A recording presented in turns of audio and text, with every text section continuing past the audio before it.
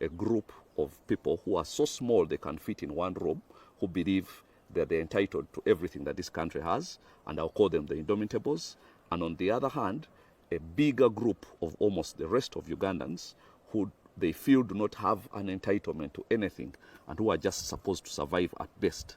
And I'll call those the space fillers. Now, the only reason the space fillers own anything, be it a business, a piece of land, or property, is because it hasn't yet caught the fancy of the Indomitables. Now, if it does, they will be given a diminished price for it and be forced to sell. That's if they are lucky. If they are unlucky, it might just be taken completely. So because they are land grabbers, they are business grabbers, they can grab anything, and now they do it brazenly and they don't care about public opinion. They ceased to do that about 15 or perhaps 20 years ago. So every time you see something of the like, you know the Indomitables are continuing to score, and the space fillers are expected to just stand up and cheer and, you know, cheer every goal that is being scored by the Indomitables. Now what happens is the space fillers, because they have to survive, continue to go and find safe places where they can do some small businesses, import here, trade here, some small farming and so on, purely to survive, because they are not expected to thrive. Now what happens is, because the appetite of the Indomitables continues to grow, they move deeper and deeper into what was previously the safe spaces of the nobodies or the space fillers. And then eventually the space fillers find that there is no place left to run, because now almost every business is being invaded by the Indomitables. So at that stage, they must stand up and fight, because what's left is they're going to be pushed off the cliff. I'm sure you've heard it being said that money does not change people. It just magnifies what those people always were. For instance, somebody does not become arrogant because they have money. They were arrogant all along. Money just gave them a platform to manifest that arrogance. And so by the same token, this whole coronavirus thing wasn't of anybody's making, at least not anybody within the confines of this country. Neither was the lockdowns that followed. But, my God, it gave them a platform on which to manifest what they have always wanted to do. Get the space feeders, lock them up somewhere, silence their voices, have only one voice, as the Indomitables continue to expand their territory and, you know, especially take loot that has been taken through loans that are now available as a result of all this COVID-19 thing.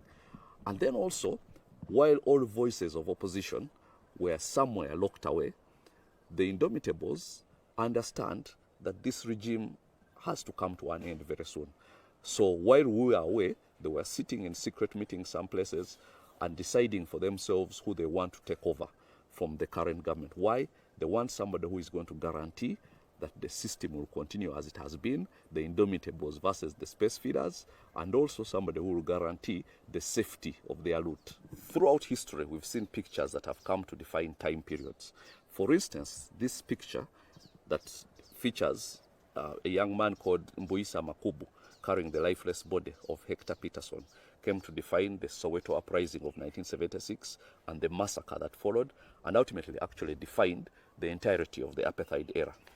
In much the same way, this headline in the New Vision newspaper in 1989 and this picture in the same newspaper in the same year came to define Uganda's fight against HIV and AIDS, and especially the savage manner in which it decimated its victims before it brought them down to their grave. And so by the same token, this picture will forever define Uganda's economic civil war, taken in March 2020 at State House, when the president called members of his cabinet and was demonstrating to them how 2.6 kilograms of kawunga can be used to feed one person for 10 days. Even the ministers were quietly shocked behind their masks. Now think about this. Here is a president whose State House has a budget that is over 400 billion Uganda shillings every year. And when you take off the salaries and wages, it comes to about 377 billion every year. That means that he spends 1 billion shillings, in excess of that, every day on State House. So now here is a man on whom the taxpayers are lavishing 1 billion shillings every day. And yet he has the audacity to sit and tell those very people on whose backs he's riding how they should be distributing government kawunga and not using it wastefully. And guess what? That was the budget until the end of June of 2020. In the new budget, they have asked for an increment of 66%. That means if that is granted and if the budget is passed as it is, That means that State House will be spending $500,000 every day being lavished on this man. And yet he has the audacity to tell us how to be using the Kawunga optimally. Now that shows that this economic civil war has reached its peak. The Indomitables have totally lost touch with anything that is of reality. Now they exist in their own reality. So how does Uganda's State House budget compare to other countries? I'll tell you this. Kenya spends the Uganda shillings equivalent of 210 billion shillings on their State House. That's just above half of what we spend. And yet their budget is at least 3 times bigger than ours. So they have a lot more money, but they spend much less on their president than poor Uganda does on our president. Now something has to give, because the space feeders no longer have any spaces to run to. They are being squeezed tightly into a corner, even as the government on their behalf takes big loans, which they are going to have to pay.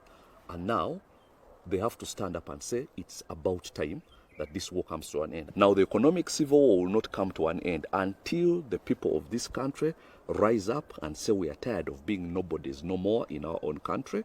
We are going to install a government that fits into our dreams and one that can work for us, rather than one that has been imposed on us by the previous administration. Now that has to happen, because something has to give.